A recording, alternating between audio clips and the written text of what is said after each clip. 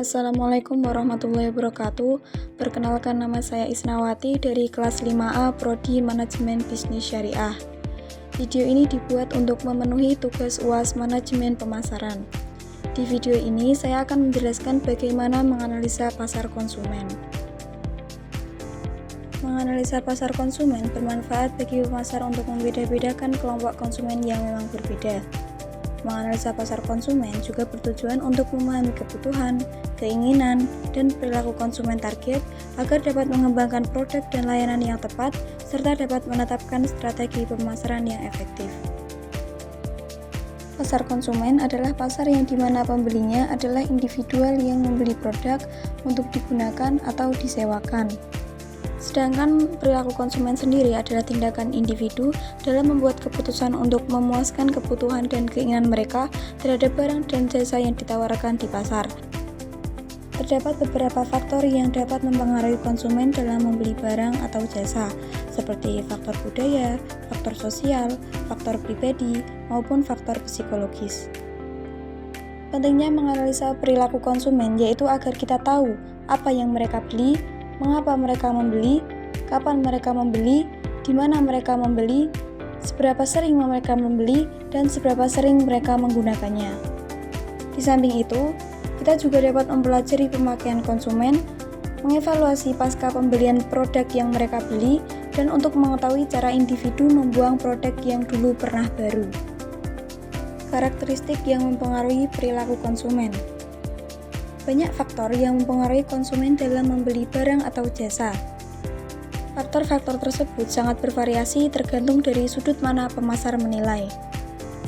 Faktor yang pertama yaitu faktor budaya. Budaya adalah penyebab paling mendasar dari keinginan dan tingkah laku seseorang karena budaya tumbuh dalam suatu masyarakat sejak kecil. Salah satu faktor budaya yaitu keyakinan. Keyakinan yang dipegang suatu masyarakat mempengaruhi pilihan konsumen terhadap produk tertentu. Contoh, ketika suatu masyarakat di wilayah A memiliki keyakinan terhadap obat herbal, maka mereka akan lebih tertarik membeli obat herbal daripada obat non-herbal. Yang kedua yaitu faktor sosial.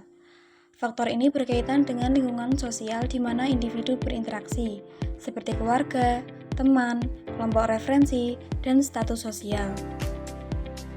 Contohnya yaitu seorang remaja mungkin lebih memilih merek atau model pakaian yang sama dengan teman-teman seumurannya agar dia merasa diterima dalam kelompok tersebut.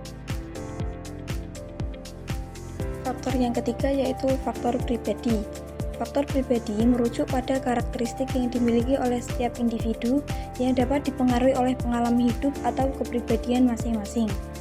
Beberapa faktor pribadi yang paling umum mempengaruhi perilaku konsumen yaitu ada dua, yang pertama usia dan yang kedua jenis pekerjaan. Faktor pribadi yang pertama yaitu usia.